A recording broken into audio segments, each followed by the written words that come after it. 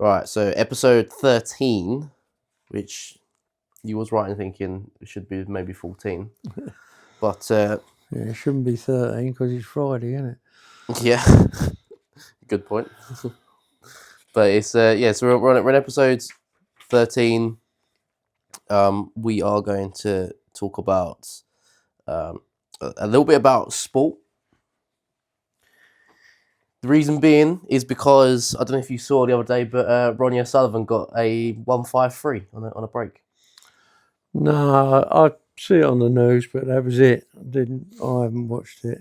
Yeah, I watched the leg of it, so I thought, you know what, that'd be an interesting thing to ask you about sport in general. So, cause obviously you've seen it through all the years, haven't you? You've seen the World Cup, you've seen obviously all the great boxing fights, and the cricket, the snooker. Not really interested in boxing, It's, but yeah, there's football matches and played football.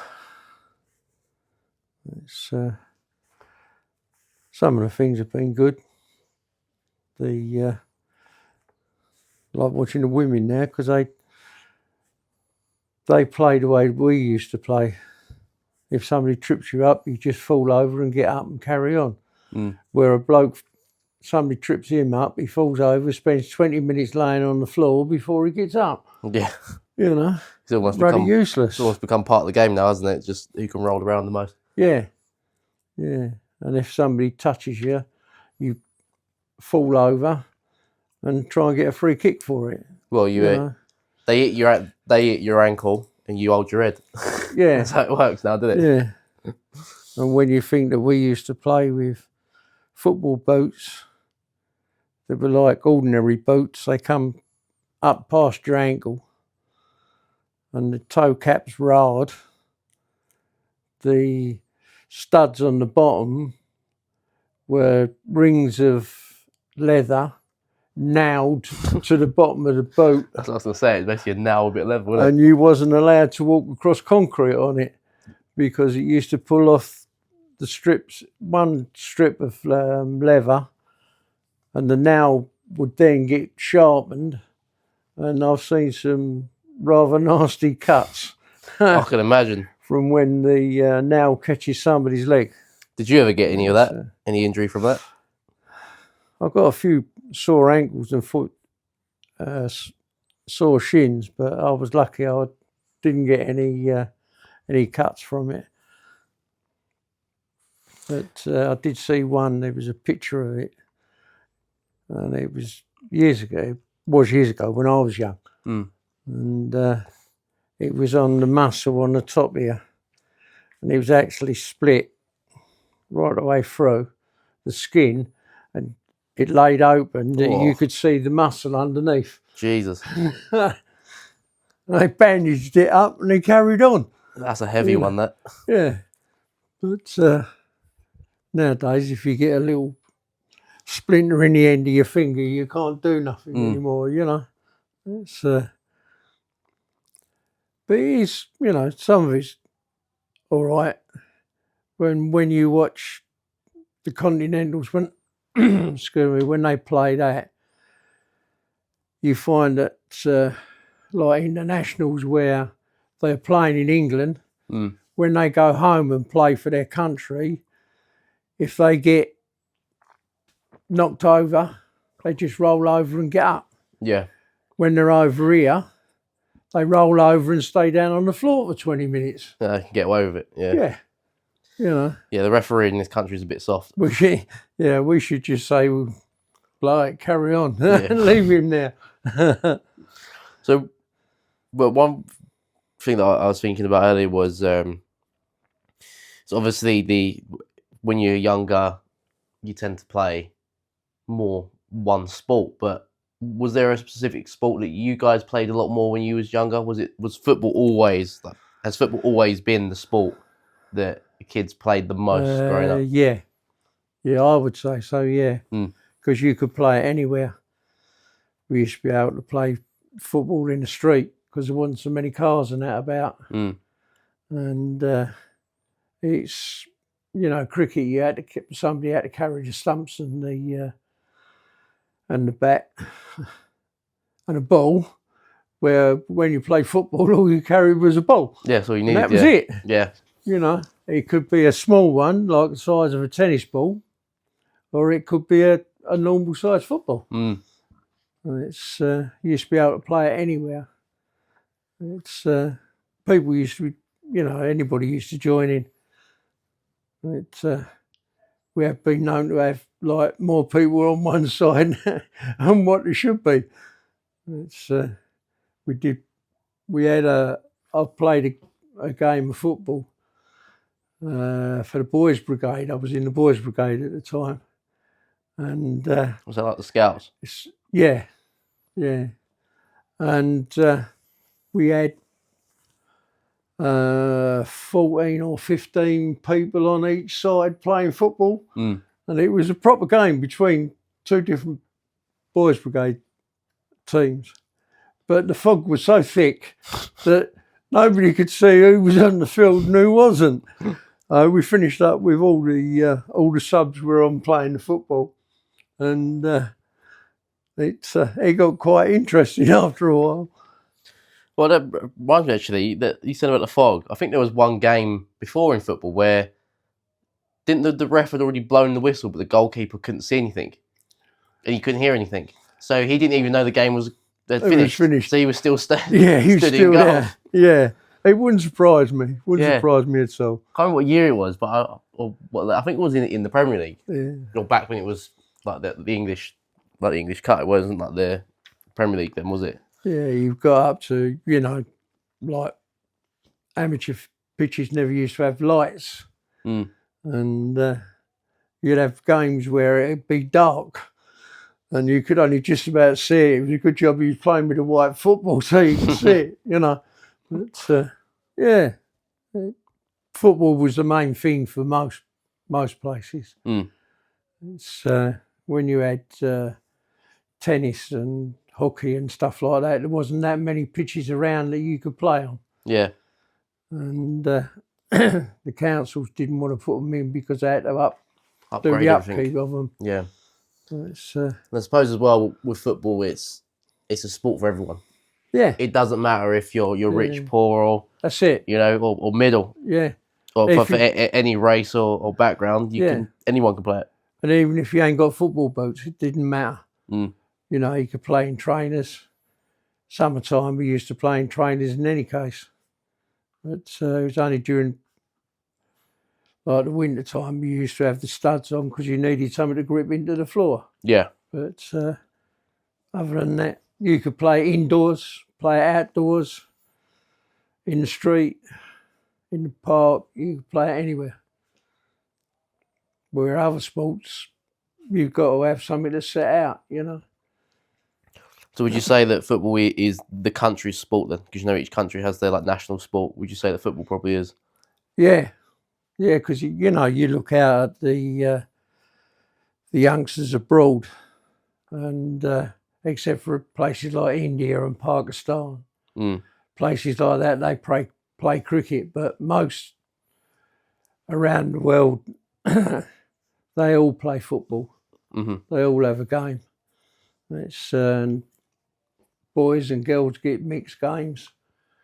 It's not many teams that you can play mixed teams, but it's just one of those things where you can do it. Have a tennis ball in your pocket, as I said earlier, and you could play with a tennis ball. Yep. If you was on hard ground, like a street and the street, something like that, you could just as easy kick a tennis ball around as you could a football. Football, yeah. Yeah. Or even a tin can or something. Oh, yeah. Everyone sees a tin can or a bottle, they boot it, don't they? Yeah. Yeah, it was, lots of things got done with that. Especially at school. Yeah. Yeah, you'd put something hard underneath a cardboard box or something and somebody would come along and kick it and the toe would get a little bit bent, What's your So what's your favourite sporting memory in terms of actually you playing sport? That'd have been when we went to a school trip, exchanged football teams. Mm-hmm. And we went to Holland and we played in Holland and lived in people's houses for a week. Was that your first time abroad? Yeah. I suppose you could call the Isle of Wight abroad because it was across the water, but... Well, it's a different island, isn't it? So... Yeah, but we played... It was a school team and we went abroad to Holland, as I say. And we had a week over there and we played 2 or 3 games. And then we come home and then the next year they come over to us and they played over here. You know, it's... but getting away from the family was the main thing. How old was you when you went out to Holland? I was at junior school then. But, it was sort of 11, 12, 13-year-old, somewhere around there. It's like what? 11, 12. That'd be 68 years ago. But year 7, so you'd say you'd probably be what, year 8? I don't know what their class it has now. Mm. You know, it's at that time you didn't really worry too much about school. No. But, I don't think anyone does at that age anyway, do they? No, but it was good. Mm. It's we couldn't afford it, but somebody paid for me to go. That was nice. One of our friends paid for me to go, and all I had to find was my spending money. Yeah. And used to do me odd job weekend, go and get shopping for along the block where we lived, polish shoes, start clean the car. Yeah, just to make sure you could go. Yeah. Yeah, to get the money to go. But was it like a week-long trip then, or was it? Yeah. Yeah. Yeah, it was about, I think, 10 days all told. Mm. You know, it was. And did you play like a tournament while you was out there, sort of thing? Was you playing like different teams around? No, we were just playing different school teams, and you know, it was nice to get to know people. You know, it's and out there everybody rides a bike. They do, yeah. And you have the trams. Yep. And they said to me, whatever you do, only ride across the tram lines. Don't try going down the tram line. And what did you do? Because the front wheel or the wheel of the bike is the same size as the groove that's in the road. Mm. So clever me, rode the wrong way and got the bloody wheel stuck in it. And all of a sudden you hear ding, ding, ding, ding, ding, ding. And there's one of these trams coming along and we're still trying to bring the wheel out the bloody hole, out the groove. So we just made it in time. That's the thing. It's like when you go to these different countries, there's so much different stuff that you don't really see like around here, like trams. Like when I went to Milan the other week to watch the football, I'd never been on a tram in my life. Yeah, but it was what we used to get around the city with, and it was only, I think it cost us £1.50, and that allowed you 6 hours worth of transport around on the tram. Yeah, you could get on and off any spot for £1.50 for 6 hours. And I thought, you know what, that would cost you at least 20 quid in London. Yeah, it's the trams. We used to have trams up in London, and I can't see why they actually took them out to allow cars through. You know, all like London, Birmingham, places like that where you got big places. Well, the trams still has them, to be fair. Yeah. Oh, they got the new ones, didn't they? But in London, they stripped them out.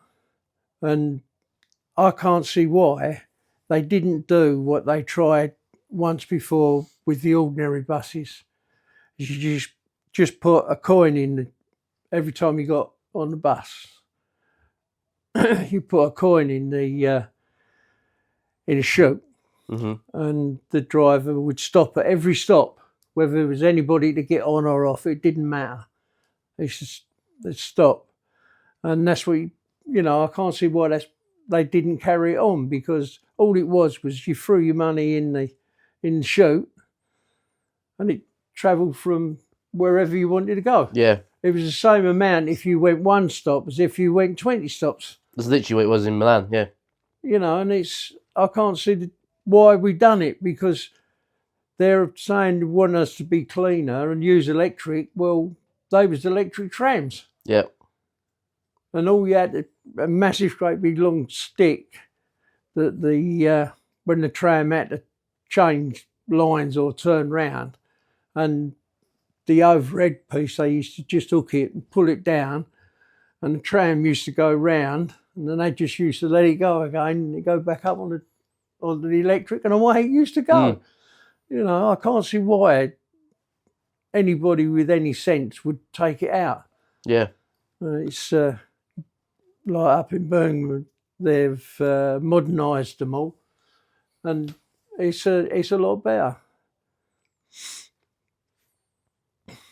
It's a good idea. Yeah, no, I agree. But it's a lot more, as you said, you want all this eco-friendly stuff, and instead of doing all the whole ULEZ thing, bring back the trams. Yeah. Well, it was all the eco things that are coming along. Taxis with nobody driving them. You just get in the taxi, and I don't know what you do, whether you tell it where you want to go or what. Yeah, they do it in China now. Right? There was 2 lots, and it was 100. One was America, and one was somewhere in Japan, I think it was. It was on the news, and I only caught part of it. But 100 of them all just stopped. They just completely stopped. 100 taxis in each of the 2 places, they just stopped. And they was causing traffic jams and everything, because you can't move it. Yeah, they're just stuck there. They're just there. And imagine what would happen if everybody had to drive like that, and all of a sudden there's a cutout and everything stops. So what are you going to do? There's no way you can get out of it until somebody comes along with a little black box and starts everything off again. Yeah, hit manual override, yeah. Yeah. Well, that's getting away from sport, though, isn't it? Well, you say that, but one of your favourite things is car racing and motorbike racing. Yeah. Did you ever go car or bike racing? We used to go. I never used to race. I never raced. One of my mates did. Used to go to Lyddon Hill. There's an aerodrome circuit, and he used to ride his bike down there, and then he used to make a few adjustments, and they'd go out on the track, and they'd race round it. You could do it, but I never had a bike that was capable of doing it. Yeah. I had motorbikes, and that's how I lost my knee and broken collarbone and a few other little bits that got damaged. But cars are mainly we used to, because now you can't do it, but we used to be able to just open the bonnet up and fiddle with them.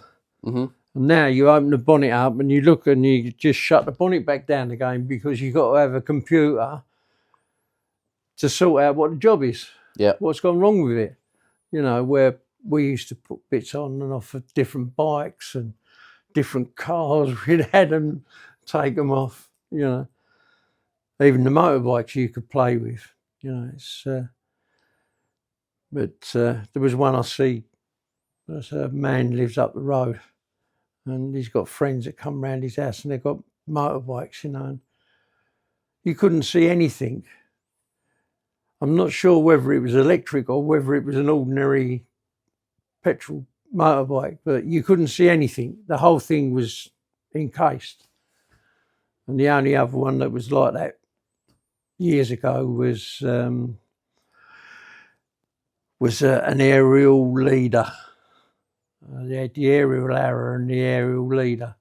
And the arrow was just like an ordinary bike, but the leader had all coverings all round it, and it was supposed to be like a tourer where you could go anywhere with it, you know. It's but we used to put different bits and pieces off of different bikes, make them go quicker, and sometimes they go slower. But how comes you didn't race then? Like, how comes you didn't like go bike racing yourself?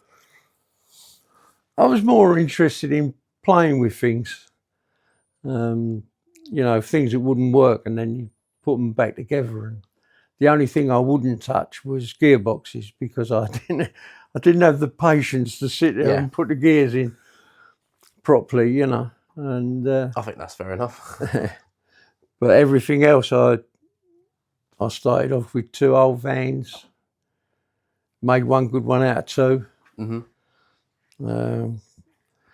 Had a 105 car, that was a Ford, and then a Ford GT 1600, white one, black leather interior, proper cosmic aluminium wheels, which was one of the best at the time. And they used to go like stink. We all used to play with them. My dad used to be in Aveley. He used to be one of the people that used to go down the club. They used to have a motor car club down the pub down the bottom of the hill. And my dad used to play with them, and he used to put my gearboxes together for me. Well, there you go. At least you have someone that could do it for you. Yeah. I mean, with going back with football, what position did you play? When I played for the school team, I was left wing, but I was right-footed. But I did play left wing. And then most of the boys brigade and other little small teams, you know, we used to make up. I was in defence. When I went to Holland, I finished up having to play in goal at one time because the goalkeeper got hurt. Because those boots were a bit hard. He took a knock where it hurt. So, yeah, it was mainly defence or a wing. Yeah. You know. What was you better at?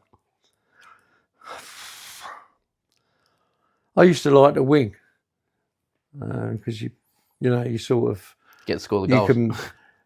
Yeah, you can do, but it used to be more that you used to try and draw other people defence out of its position to watch you, and that would make room for other people to do what in the centre, and you know, we used to have a good time.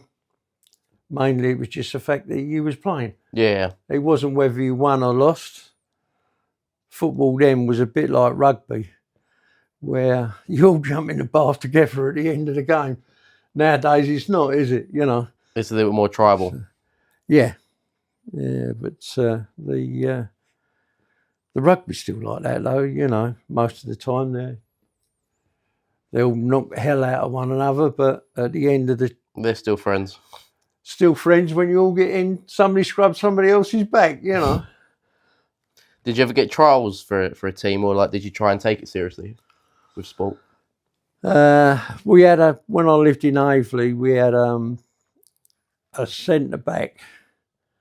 You lived in our block he rented a room for a few months, and I went and had a trial with Aveley, but I weren't good enough. You know, period. That's it. They was a lot better than me, you know. So. Yeah. No, that's fair enough. It's as I say, it's become like a professional footballer. It's like a 0.001% chance, because there's how many kids going, because as you say, it's the country sport. You've got every kid in the country playing football. Yeah. And only, well, there's 20 teams in the Premier League. If you just take in the Premier League alone, you've got 20 teams in there. 26 players per squad, or 33, or whatever it is. There you go. It's a good 400 max. There's, when I was at work, there was a couple of blokes there. Their kids played for they went for trials for different top clubs, and they both got accepted. And then one of them, he was taken away from the club because his dad, when he went there and they trained with him, they said you can't do any other sport and you can't train with anybody else. You can't even play football with your mates out in the field. Yep. In case you got hurt. And he said, no. He said he's got to learn that you can play with anybody, anywhere. And he took him out of it and he joined a different team. And as far as I know, he went, because I left before he left before I did. So I didn't see what happened to him in the end, but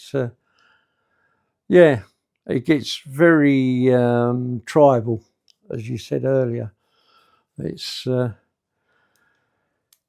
this is us, and you can't do anything else, and it does make people say, well, yeah, I've got to do it for them, and it's nice when you see a person who used to, when you get the two teams come out, and a person that used to play for the opposition scores a goal, and they don't celebrate as much as what you would do if it was you didn't know the other team or you had played with the other team.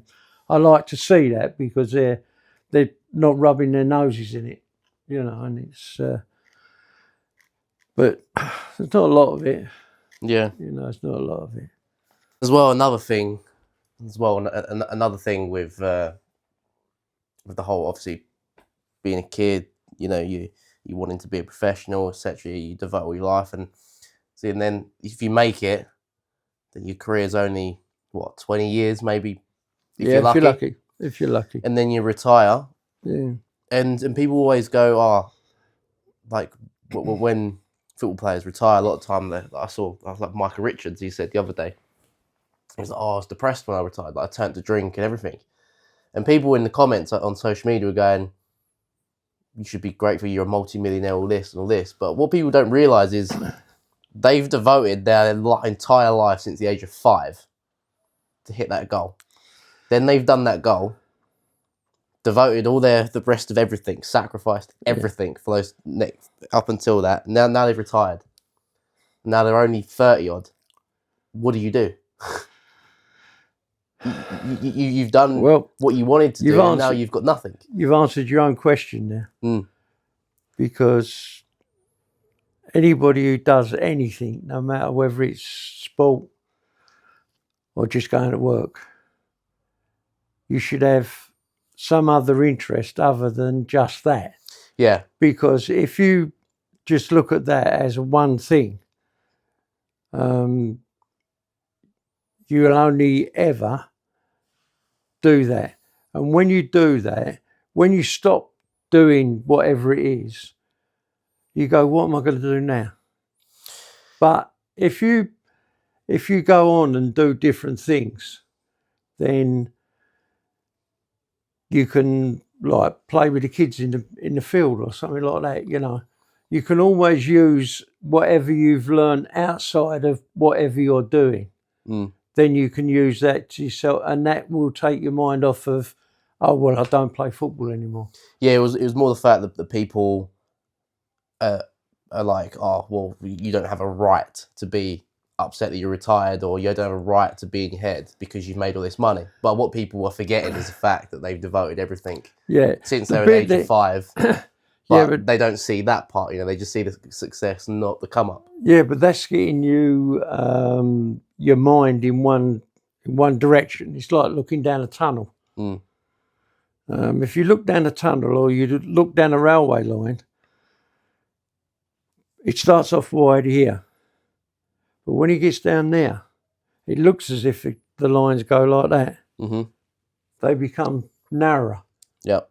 Where you should think of doing something outside, which are quite a few teams are doing now, where they get their top players going out and they go to schools and they talk about different things, or they do sports with them.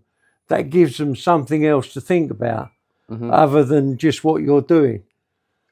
And you don't want that narrowing, because that's everything else, everything you're doing gets funneled into that narrower space. It starts wide, but it gets narrower, where you need something to take your mind away from it. Go completely away, do something different.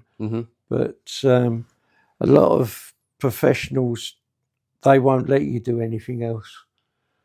It's one of the things that I've noticed is that with car racing, like Formula Ones, stuff like that, where you're really fast, you've got to concentrate.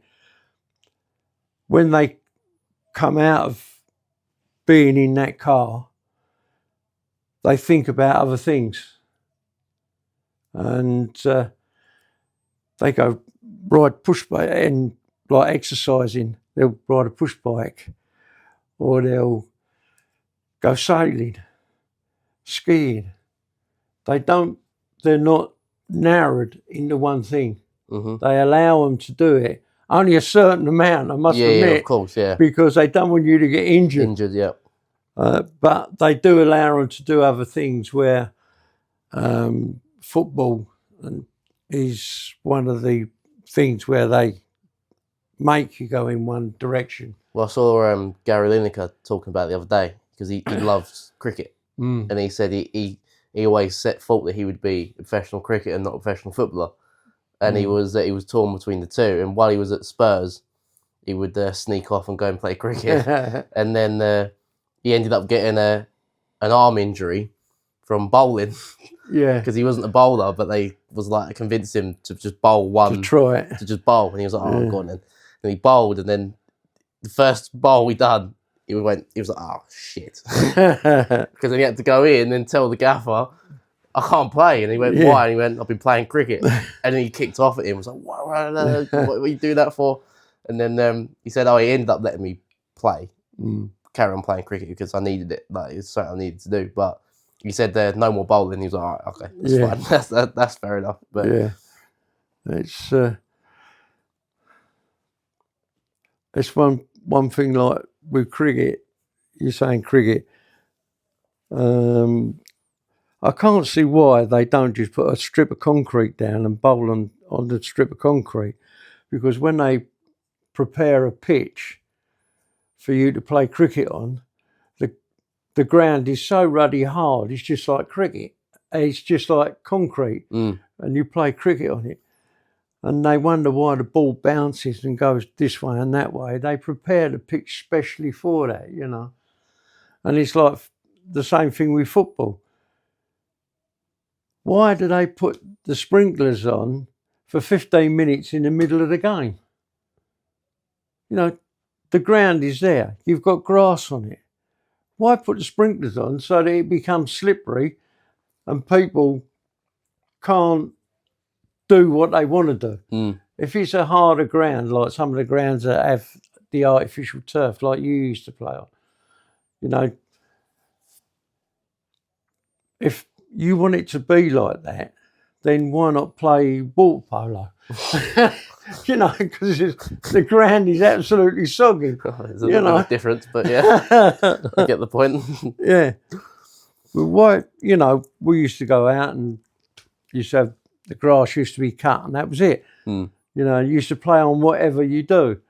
And some of the people that I used to play with, they'd turn around and say, oh, this one's horrible, because the grass has been cut too short. Okay, you can do lots more tricks and stuff like that, But when it's unpredictable, which it would be if it wasn't sprayed, Yep. and you had ordinary grass and you just cut it to a certain length, everybody's grass was all cut to a certain length, then the unpredictability of, oh, that was a big word, wasn't it? It's evolving. Yeah. The unpredictability of the pitch was part of the game. Mm-hmm. You know, you'd have two people running for a ball and you wouldn't see it, but there might be a little bump in the grass. It hits that, and both of you are running for nothing because the ball's gone the opposite way. Yeah. You know, so you have to counteract it. Where, you know, nowadays, if they kick a ball and they prepare footballs, don't they? Different pressures, different makes. And you can do things with balls now that you could never do when I was playing. Mm-hmm. You know, ours was leather. It was all leather with a pig's inside in it, and you used to blow it up. And it used to have laces on it, like a shoelace. And if you edit that shoelace, it normally used to open your head up. You know, you get a massive great big split across your head. Where the ones now are all made in one piece, aren't they? And you don't get that anymore. Yeah, no, you're not wrong in that. It's like when you look back at old clips of footage from the games, there is a massive difference just in how hard they pass the ball and things like that. Yeah, because the balls are a lot more lighter now. yeah, yeah. You know, they used to say, you know, the old ball, you used to have to put dubbing on it to try and stop the water soaking into the leather. Because when you started off, if it was raining or the ground was really wet, the ball for the first 10 minutes would be okay. But after that, the dubbing will have come off the ball and it would start soaking into the leather. And by half time or just after half time, it was like kicking a medicine ball. Yeah, it used to be that ruddy heavy and that hard, you know. And you could understand why people with the older balls, they used to get head injuries, like cracked skulls and stuff like that, you know, because the ball was so ruddy heavy. Mm-hmm. But when you jumped and headed it, you could see your forehead get a dip in it, you know, where the slightly different now, where the ball is so how can I put it? So unpredictable because it's so light that it'll go anywhere, and you're still getting these people that are still getting injuries from it. You know, but it's a different type. It's where the other one was. It used to go straight through to the brain. This one, you know, it slides off your head. They say that heading the ball is dangerous for you, and children are dangerous. Okay, then. There's a sweatband that you see tennis players, cricketers sometimes wear them, sweatband to stop the sweat dropping in your eyes, where they're like a piece of towel. Why don't they make everybody wear one of those? Because then what you've got is you've got a cushion between you and the ball. Yeah. The ball might not go where you want it to go, but there is something there that stops it going straight through on your skull. Mm-hmm. So, you know, something simple like that. Yeah, for kids that would be right. Yeah. Yeah. Yeah. Yeah. Well, it's the sort of the last topic, and I thought it would be quite interesting actually, because what we class as the pub sports, so darts, pool, snooker, in recent times, in the last 5 years, they've exploded. They've gone worldwide. You know, darts is one of the biggest sports in the world now. Yeah. Snooker's taken off as well. Even pool, they've got pool world championships now, and ultimate pool and everything like that. Did you, when you was younger and seeing it go through? I know snooker's always been quite big, isn't it? But did you think that those pub sports would ever take off to as big as they are now? No, I don't suppose we did. It's especially when the pubs started to change, and they was taking out the dartboards, they was taking out chess, dominoes and stuff like that. Taking all that out, because there wasn't a lot of pubs that used to have a full size snooker table. Yeah, pool was more, in our time, was more the in thing, because it was in table sense, because it was small enough to get in most of the rooms that you had in the pubs. Yeah. But the pubs were built for communication between people rather than everybody having a game, It's and then the pub started to go towards snooker rather than pool. Darts, everybody used to be, virtually every pub used to have its own dart team. It's because anybody could play it. Yeah. And but then they started to turn over to restaurants were part of the pub, so you couldn't have people throwing darts around the restaurant. Yeah. Well, somebody's sitting there having their dinner, and pool and wasn't too bad because the rooms were small enough to separate that, and the tables are not that big. Mm-hmm. But snooker, you've got a 6 foot queue, and you've got an 8x4 table, isn't it? Yeah, it's a massive table. Yeah. So where do you put that? It wasn't making any. And they need the space around to actually play. Yeah, it wasn't making the money that they could get if they got rid of that, put a pool table in because it was smaller. They could get more people in to eat, because people weren't buying so much drink if they didn't eat. And snooker's a much longer game as well. Pool's quick. You can have quick people in.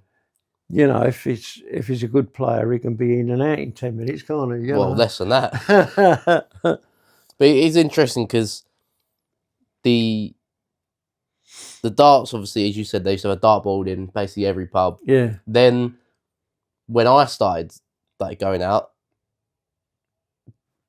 even when before, when you'd be in a pub at 14, 15 or whatnot with parents or whatnot, you'd never see a dartboard anywhere.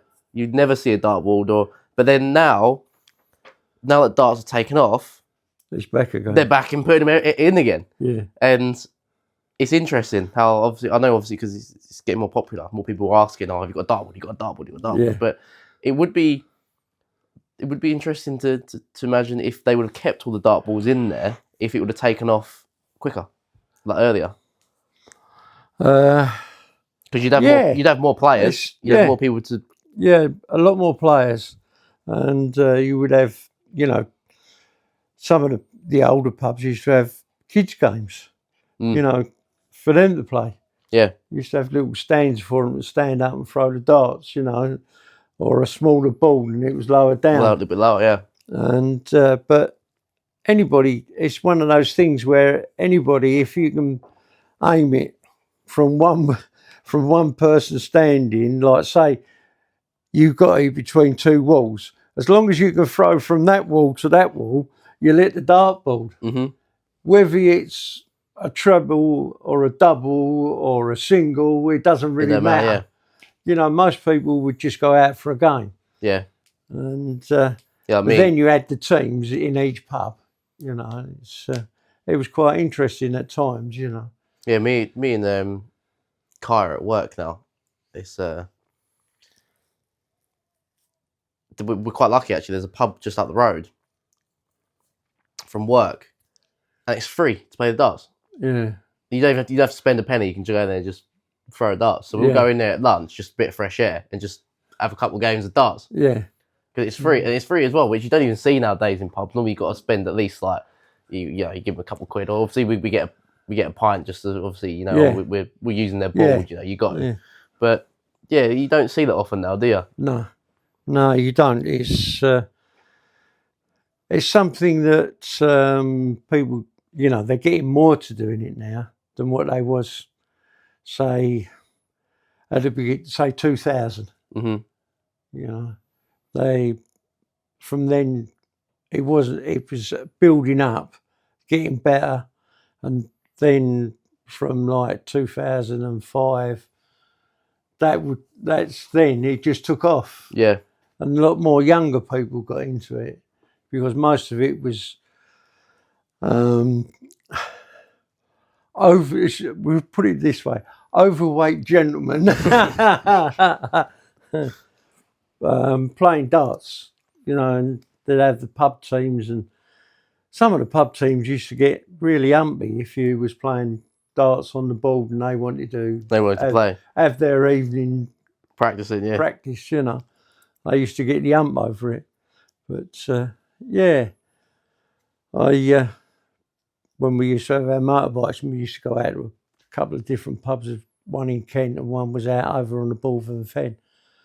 And you used to have to watch how high you lifted your arm to throw the dart because the beams were low, the ceilings were low, and there was loads of darts that got stuck in there. And somebody had to pick somebody up to pull a dart out the board, out the beams, you know. But yeah, I think the best one I had of those was when I went away on holiday down to Cornwall, and I was going down with my mates, and they decided to pull out. They didn't want to go, so I went down on my own, and I met up with 3 motorbike boys, and I had my car down there, and we was camping, and the person who was running the camp said, when you go down the pub, he said, go to this one. He said, it's round in the old town. You know, it's in the old part of the town. Mm-hmm. So he said, right. I said, just go in, buy yourself a drink, sit down, enjoy yourself, listen to the people, because they're all Cornish. He says, you probably won't understand one word of what they're saying. And he said, he does the proper scrumpy, which was like, well, you chewed it, you didn't drink it. Mm. You know, it was really strong. And we got, because I was down there for a fortnight, and so were these boys. And we got in with the locals, bought them a couple of pints, and we started playing drafts with them, and we